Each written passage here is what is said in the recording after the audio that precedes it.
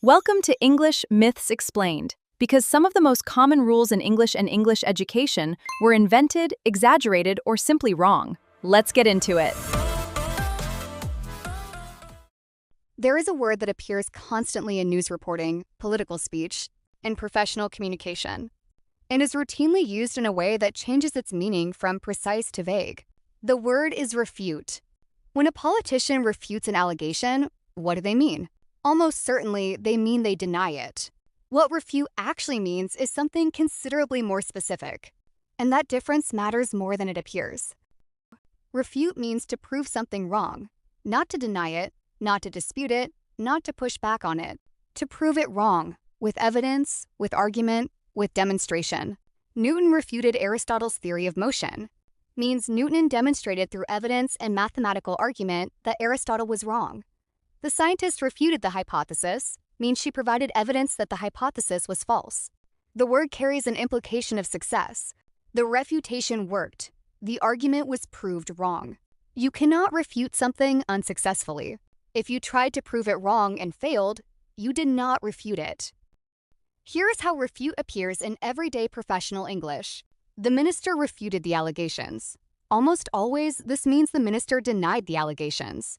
Not that he proved them false with evidence. He refuted her argument. In most contexts, this means he argued against it, not that he successfully proved it incorrect. In all these cases, the more accurate word is denied, disputed, countered, or challenged. The distinction matters because it carries a hidden verdict. To say that someone refuted an allegation is to say they proved it false. If a journalist writes that a politician refuted corruption allegations, readers may understand this as meaning the politician was cleared, that the allegations were demonstrated to be without foundation. If the journalist meant only that the politician denied them, using refute has communicated something significantly different from the truth. This is one of the few cases in this series where the prescriptive position has genuinely strong support.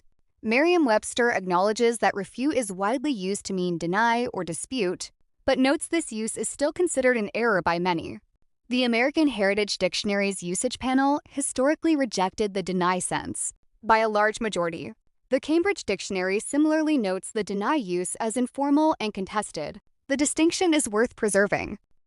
Refute means to prove something wrong with evidence, not simply to deny or dispute it. The word carries an implied verdict of success. Using it to mean deny is widely documented but remains contested in major style guides. In professional writing, use deny when you mean deny, dispute when you mean dispute, and reserve refute for cases where proof of error has actually been demonstrated. Subscribe to Fluent Daily for more.